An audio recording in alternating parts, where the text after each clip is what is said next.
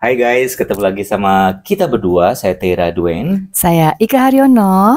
dan kita berada di episode keempat dari sebuah video series yang namanya Everything About LND. Kali ini Baike mau bertanya.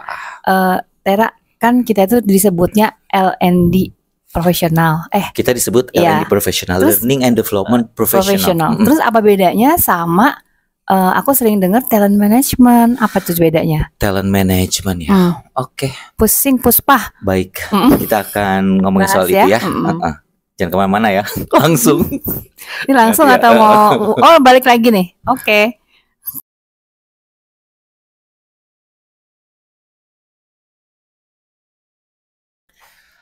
Oke, balik lagi guys. Nah, Baike nanya itu tadi ya, talent management. Talent management, aku tuh agak puspa, alias pusing nggak bedainnya. Jadi talent management itu adalah integrasi, sebuah integrasi. Integrasi berarti banyak fungsi di HRD. Jadiin satu. Nah, tapi pada akhirnya itu yang megang adalah para learning professionals. Oke. Walaupun banyak ya learning profesional yang disuruh megang talent management gak mau ya. Banyak. Berkaca pada kisah nyata seorang sahabat ya. Sebelah sini ya.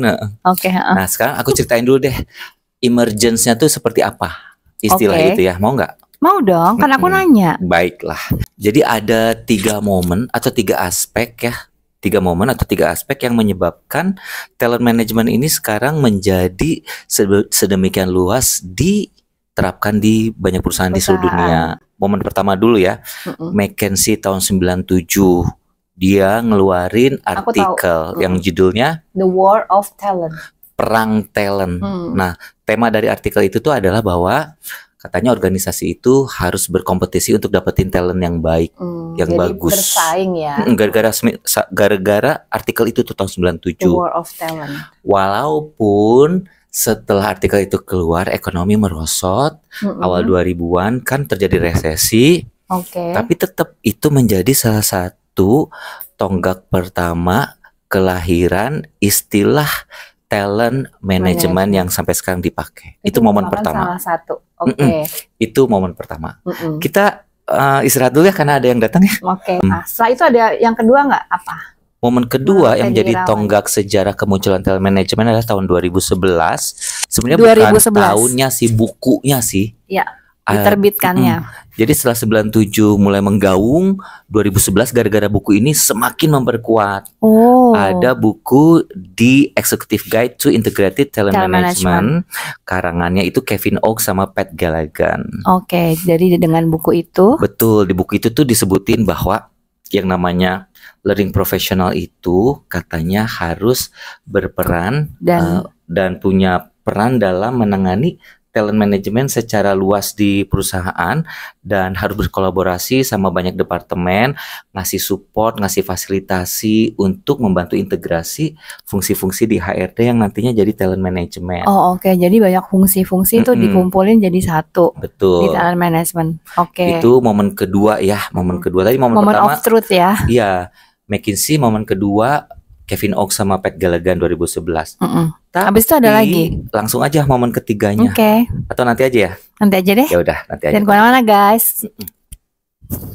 Yang selanjutnya. Momen ketiganya adalah gara-gara 2 hal yang tadi, akhirnya banyak perusahaan di dunia, terutama yang gede-gede, mereka berefleksi tuh ke situasi zaman dulu pada saat di dalam sebuah departemen HR itu terdapat banyak fungsi. Iya. Aku ngalamin tuh fungsinya banyak banget. Tapi fungsi-fungsinya seringkali jalan sendiri-sendiri. Makanya kemudian terpikirkan untuk mengintegrasikan jadi satu yang disebut talent management. Apa aja sih fungsi-fungsinya waktu itu ya yang dijadiin satu menjadi talent management? Nah, zaman dulu itu di dalam HR kan ada talent acquisition, ada orang kerjaan rekrutmen, seleksi dan sebagainya sendiri. Kemudian ada juga yang ngerjain reward sendiri, Komben. Aku inget tuh diversity juga. Diversity, equity and inclusion juga sendiri, DEI. Kemudian employee engagement juga sendiri itu ada tuh. Benar-benar. Kemudian leadership development juga ada yang ngerjain sendiri.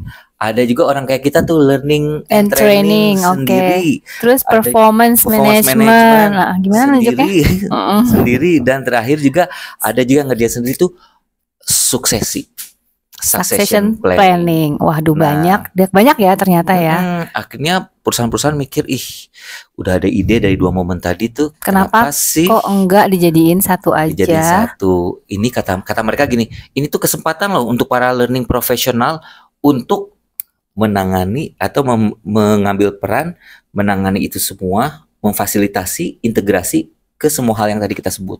Oke, jadi gitu. Disebutnya satu sebutan aja, talent management. Talent management. Nah, akhirnya sekarang talent management itu ya punya 3 pertanyaan utama yang membedakan dia sama L&D yang tradisional zaman dulu. Apa itu? 3 pertanyaan utama. Boleh nanti nggak abis ini? We'll be right back. Jangan kemana-mana. Oh, takut salah ya, Pak. Kalau L&D kan yang ditanyain ya mulai dari assessment ya, assessment sampai evaluation gitu ya. Itu kalau L&D. Ya. Kalau talent management itu ditanyain 3 hal utama. Pertama, skill. Pertanyaan terbesarnya yang satu adalah seperti apa sih situasi angkatan kerja yang kita punya di perusahaan sekarang, dimulai dari skill, kapasitas, sama experience-nya. Oke, itu yang pertama. Yang kedua, apa sih ada gapnya antara technical sama profesional, itu gapnya dengan kebutuhan di 3-5 tahun ke depan seperti apa sih? Jadi yang sekarang sama kebutuhan 3-5 tahun ke depan gapnya seperti apa? Jadi kalau talent management itu lebih future oriented. Oke, supaya jangan sampai gapnya itu nanti mereka nggak bisa karena aware. Ada pertanyaan ketiga nih. Pertanyaan ketiganya gini.